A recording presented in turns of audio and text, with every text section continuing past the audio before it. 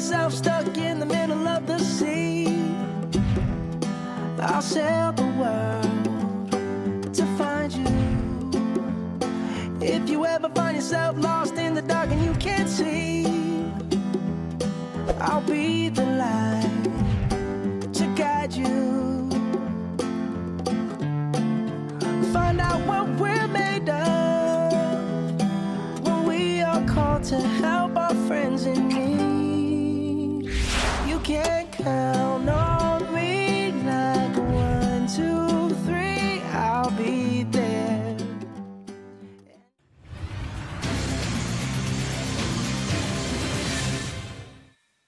뭐 하고 살지, 뭐 먹고 살지 고민을 해보는 시간이죠. 유한솔의 오늘 뭐 사니로 이어집니다. 보기만 해도 삶이 나아지는 생활 속 경제 이야기 오늘도 쉽게 풀어볼 텐데요.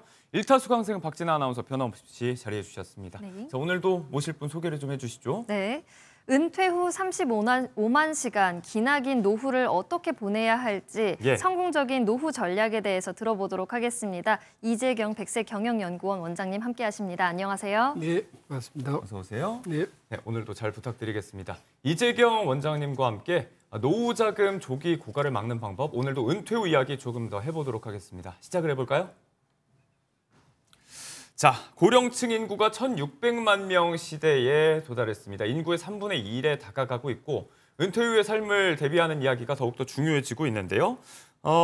저희가 은퇴 후에 대비할 시간은 35만 시간이라고 계속 얘기하고 있는데 이걸 100세 시대 기대 수명 100세로 따졌을 때 40년을 시간으로 환산한 겁니다. 그러니까 100년 중에 40년이라고 하면 더 막막하게 느껴지는데 이 긴 시간을 대비해야 될 노후 자금이 일찍 떨어진다. 보통 일이 아닌 것 같아요. 좀 지역이죠. 예. 이와 관련해서 미국에서 설문조사를 했더라고요. 알리안지 생명이 미국 대상으로 이제 설문조사를 했는데 은퇴자들의 경우 60%가 죽음보다도 노후 자금 고갈이 더 두렵다. 이렇게 얘기를 했어요. 네. 더 관심 있는 부분은 40, 50 세대들도 정말 은퇴 자금 또는 노후 자금이 고갈되는 게 죽음보다 더 두렵다는 그 반응이 70%에 도달했습니다. 근데 역시 일본에서도 이제 이런 현상이 있는데요. 일본은 이제 노후 파산에 이어서 요즘에는 가족 파산이라는 신조어가 등장했어요. 한 10여 년 전부터 등장한 것 같은데요. 예를 들자면 이제 생활비가 부족해가지고 어려움에 처한 노인분들이 자녀가 있다는 이유만으로 이제 정부 지원을 못 받는 거예요. 그러니까 이제 눈물을 무릅쓰고 그야말로 가족과 자녀와 절연하는 그런 세대의 그런 풍조가 가족 파산이다. 이렇게 좀 이야기하고 있는 것 같아요. 가족의 위기로까지. 네, 실제로 나이가 들면 목돈도 많이 들어간다고 하잖아요. 은퇴 후에 현실적으로 쓰이는 비용이 어느 정도인 건가요? 이제 일반적으로 조사를 해보면은 이제 생활비가 보통 뭐 200에서 400 정도 필요하다라고 얘기를 하는데 이거는 그야말로 생활비 이야기고 우리가 만약에 질병으로 인해서 의료비용이 발생했다 또는 치매를 앓게 됐다 그런다면 정말 또 새로운 문제잖아요. 그렇죠. 특히 치매를 앓게 된다면은 뭐 300에서 500 필요하다는 이런 분도 있기 때문에 그 비용은 상상을 초월할 것 같아요. 그리고 또 제 생각에는 자녀 결혼 비용도 만만치 않은 것 같아요. 그러니까 월 생활비로 300만 원을 생각했는데 이제 자녀가 결혼하지 않고 있으면은 결혼을 시켜야 되잖아요. 그러면 정말 얼마큼을 지원해야 될지 고민이 정말 많죠. 네, 누구나 뭐 이제 단순한 연명이 아니라 존엄한 삶을 꿈꿀 텐데 늘어나는 기대 수명 이게 또 대비해야 될 게 많아진다는 차원에서 또 하나의 걱정거리가 되고 있는 것 같기도 합니다. 자, 노후 자금 조기 고갈을 막기 위한 대비책 시작을 해볼 텐데 이걸 위해서 준비해야 될 3단계가 있다고 하더라고요. 제가 이제 개발하는 3단계인데요. 우선 이제 돈을 사실 벌기도 어렵잖아요. 근데 돈을 잘 굴리고 또 잘 지키고 잘 쓰는 것도 굉장히 필요할 것 같아요. 그래서 노후 자금을 조기 고갈을 막기 위한 대응책 한 3단계로 제가 요약을 해봤는데요. 1차적으로는 노후 자금을 이제 제대로 좀 잘 굴려야 되잖아요. 두 번째는 잘 지켜야 되는 거고 3단계는 잘 쓰자. 과연 이 1단계, 2단계, 3단계를 우리가 어떻게 잘 운영할 건지 그거에 대해서 오늘 말씀 나누고자 합니다. 네, 바로 한번 얘기해 볼까요? 그럼 1단계 이제 은퇴 자금을 잘 굴려서 늘리는 이야기인데 현실적으로는 받을 수 있는 돈을 어떻게 하면 조금 더 늘릴 수 있을 것인가? 지난 시간에 이 3층 연금 구조 얘기도 하셨잖아요. 예, 예. 국민연금 위에 퇴직연금, 개인연금 이야기하셨는데 네네. 어떤 것부터 짚어볼까요? 국민연금부터 짚어보죠. 예. 국민연금을 일단 많이 수령하기 위해서는 연금 가입 기간을 늘려야 되겠죠. 기간을 늘린다. 예. 그러니까 이제 임의 가입이라는 게 있는데 만약 60세 이전에 퇴직을 한 경우에는 네. 이제 가입을 안 한 경우가 있거든요. 그럴 경우에는 반드시 임의 가입을 통해서 60세까지 가입하는 게 중요한 거고. 네. 예를 들면 이제 직장이 없는 가정주부 같은 경우도 임의 가입을 통해서 최소 10년을 가입하면은 평생 국민연금을 받을 수 있기 때문에 네. 또 가입한 게 좋을 것 같고요.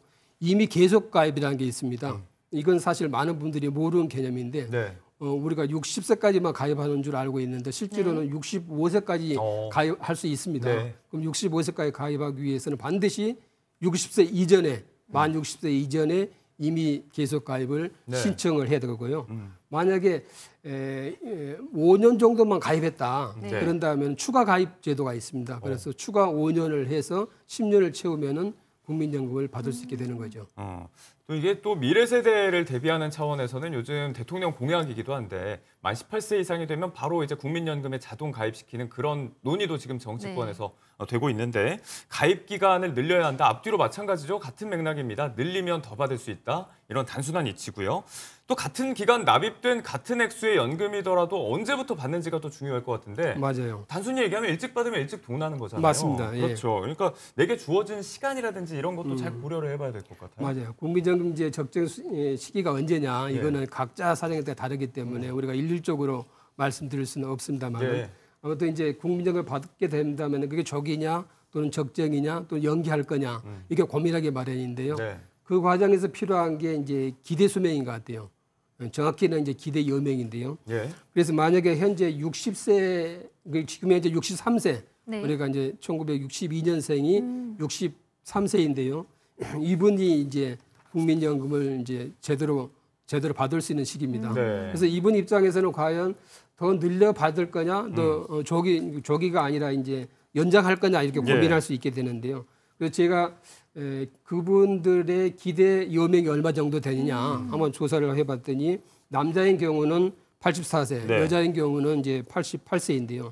이들이 과연 93세 이후까지 살 수 있는 확률이 얼마 정도 될까? 네. 이걸 제가 좀 열심히 추계를 해봤습니다. 네. 그랬더니 이제 표에서 한번 나와 있습니다만은 남자는 13%, 예. 여자는 30%에 도달하더라고요. 생각보다 높진 않네요. 그렇기 때문에 국민연금 수령 시기 관련해서는 자기의 기대 수명만을 생각할 게 아니라 네. 최소한 은퇴 후에 30년 동안 생활할 수 있는 노후자금 규모를 추정하고 네. 그 표에다 조금 전에 봤듯이 그 63세, 93세 이후에도 살 수 있는 확률이 있기 때문에 네.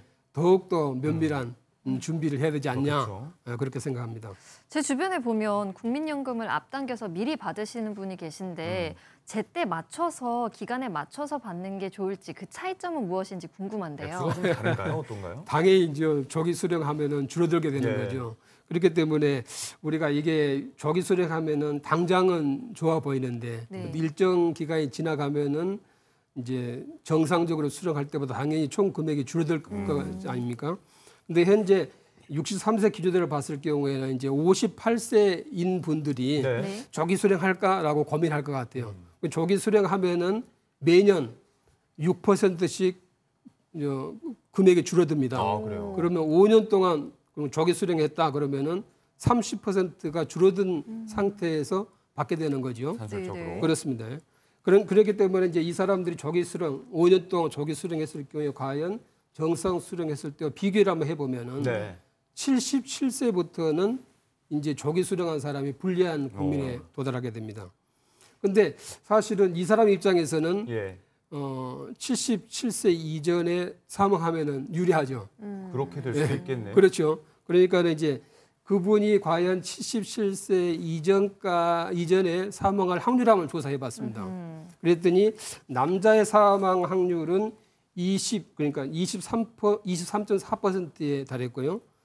반면에 여자는 10.1%에 불과했습니다. 뭐 건강 상태에 따라 다르겠지만 그다지 뭐 높은 확률은 아닌 것 같고. 그러니까 이제 이걸 생각한다면은 네. 조기 수령은 해서는 안 된다. 그런 결과에 도달할 수 있겠습니다. 내게 남은 시간, 뭐 기대 여명 이런 것도 또 가족 구성도 고려해봐야 될 것 같고 받는 시기에 따라서 또 받는 금액이 달라질 수 있다는 점 여러 가지 고려해서 현명한 판단이 필요할 것 같습니다. 3층 연금 구조의 1층에 해당하는 국민연금 얘기했고 이제 2층 퇴직연금 어떻게 불릴지 한번 얘기해 볼 텐데 지난 그렇죠. 시간에 IRP 이야기를 했지만 맞습니다. 이걸 또 투자 전략을 어떻게 짜야 될지가 관건일 것 같아요. 맞아요. 이제 IRP에 우리가 이제 퇴직금이 들어가 있다. 네. 그런다면은 이거를 늘릴 수 있는 유일한 방법은 운용 수익률을 높이는 거겠죠. 수익률. 맞습니다. 근데 대부분의 사람들이 보면은 이제 불안하잖아요. 특히 노후에는 이제 수익성보다는 안정성을 추구해야 된다. 그런 경향이 맞죠. 맞는데 그러니까 이제 우리가 이걸 30년 동안 찾아 쓴다고 감안한다면은 네. 예를 들자면은 20년에서 30년에 있는 기간 동안 자금까지도 정기예금을 내놓을 거냐. 예. 저는 이제 그거는 바람직하지 않다고 봐요. 네. 그렇기 때문에 퇴직금 중에서 3분의 1은 안정적으로 운영하고 나머지 3분의 2는 네. 좀 공격적으로 주식형에 가입해도 모방하지 않느냐. 저는 그렇게 생각하고 네. 그 앞에서 이야기했던 10년 동안 조기에 좀 찾을 돈, 이 돈은 이제 정기예금이나 채권에 가입하게 되는 건데요. 네네. 채권도 사실은 유통 수익률이 들쭉날쭉하거든요. 그렇기 때문에 더욱더 안전하게 갖기 네. 위해서는 만기를 맞춰가지고 가져가는 방법이 있습니다. 네, 조금 더 공격적인 투자 성향도 필요하다. 수익성을 고려해야 된다라는 말씀도 주셨습니다. 노후자금 조기 고갈을 막는 대책 2단계 은퇴자금 지키기로 한번 가보겠습니다. 여기에서 눈여겨볼 점이 이제 자녀 리스크라는 이야기를 하는데 통상 이제 은퇴한 분들의 자녀라고 하면 장성에서 사회생활을 다 하고 있잖아요. 맞습니다. 근데 진짜 자녀 리스크가 우리가 인정하고 싶지 않지만은 네. 우리 노후 자금을 좀 위협하는 굉장히 큰 요인인 것 같아요. 네. 미국에서는 요즘에 부메랑족이라는 신조어가 등장했습니다. 예. 네. 부메랑이라는 것은 우리 던졌을 때 다시 오는 걸 얘기하잖아요. 그러니까 성인 자녀가 네. 출가했어요. 네. 그런데 이제 실직을 하거나 경제적 어려움을 당해가지고 다시 부모 곁으로 오는 거예요. 그래서 그들을 향해서 이제 부메랑족이다 얘기하는데, 네. 그러니까 자녀가 이제 사업을 하거나 이럴 경우에 부모한테 이제 뭐 요청하는 경우가 많잖아요. 좀 예. 지원해달라. 이럴 경우에 이제 부모가 좀 난감한 상황에 처하게 될 텐데요. 그럴 때 저는 이런 말씀을 드립니다. 우리가 비행기를 타면은 이런 문구가 있더라고요. 타인을 먼저 이렇게 돕기 전에 자기 자신이 먼저 산소 호흡기를 착용하세요. 그 말에 상당히 좀 일리가 있다고 봐요. 네. 왜냐하면은 우선 부모가 경제적으로 안정을 취한 상황이 돼야만이 나중에 자녀가 어려운 상황에 처하더라도 도와줄 수 있잖아요. 그렇기 때문에 자기 먼저 산소 마스크를 채용해야 된다. 그러니까 자기 노후의 재정적 안정이 우선이다. 네. 저는 그렇게 좀 말씀드리고 싶습니다. 씁쓸한 얘기입니다. 부모라면 누구나 뭐 자녀에게 든든한 우산 울타리가 돼주고 싶은 마음이 굴뚝 같을 텐데 현실이 그렇게 또 녹록치가 않습니다. 자, 부족한 현실에 대한 이야기 해보겠습니다. 노후자금 부족으로 고민이라는 사연자의 이야기 하나 들어와 있는데 네. 자, 관련 사연은 박신아 아나운서가 직접 좀 소개를 해주시죠. 네. 노후가 행복할 줄 알았는데 은퇴 자금이 다 날아갔습니다. 라는 제목의 사연입니다. 예. 안녕하세요. 65세 은퇴자입니다. 평생 직장 생활하면서 성실히 살아왔습니다. 퇴직할 때 나름대로 든든한 퇴직 자금과 저축이 있었는데요. 그래서 은퇴 후에 여행도 다니고 손주들과 즐거운 시간을 보낼 계획이었습니다. 그런데 은퇴 직후 요즘 이런 데가 잘 된다더라라는 지인의 권유로 소규모 음식점을 시작하게 됐습니다. 그런데 매달 적자가 나고 결국 1년도 못 버티고 폐업을 하게 됐습니다. 그 이후 손실을 회복해 보고자 마음이 커서 주식이랑 가상자산에 손을 댔는데요. 네. 이 역시도 실패를 하고 말았습니다. 손실을 만회하려고 무리한 투자를 반복하다 보니까 은퇴 자금의 상당 부분을 잃게 되었는데요. 지금 정말 막막합니다. 이게 경제적으로도 힘들지만 가족들에게 말도 못하고 혼자 끙끙 앓고 있는 상황인데요. 아내도 아직도 제가 어느 정도의 은퇴 자금이 있는 줄 알고 있고요. 자식들에게도 손 벌리는 것도 너무 자존심 상합니다. 네. 앞으로 노후 생활이 너무나도 걱정되네요. 라는 사연입니다. 네, 오늘도 뭐 안타까운 이야기였습니다. 자녀 리스크 이런 게 없더라도 쉽지 않은 현실입니다. 젊을 때야 이런 실패들을 반복하고 나서도 딛고 일어설 시간이 있지만 은퇴자들은 이런 것도 좀 부족하다는 게 문제잖아요. 그러니까 노후자금을 잘 지키는 것도 정말 중요합니다. 네. 근데 우리가 그 주위에서 보면은 그 은퇴하신 분들이 실패하는 이유를 보면 과신과 초조함인 것 같아요. 그 과거에 자기가 쌓았던 경력을 활용해서 뭔가 해볼 수 있을 것 같거든요. 이런 과신 이게 지금 문제가 되는 거고 그리고 초조함 이런 것도 사실 문제가 되기 때문에 되도록이면은 과신과 초조함을 없애자. 이게 노후자금을 지키는 요인인 것 같아요. 자, 노후자금 조기 고갈 대비책 2단계까지 들어봤고 시간 관계상 저희가 3단계 잘 쓰기에 대해서는 다음 시간에 좀 원장님께 부탁을 드려야 될 것 같습니다. 오늘 좋은 말씀 고맙습니다. 네, 고맙습니다.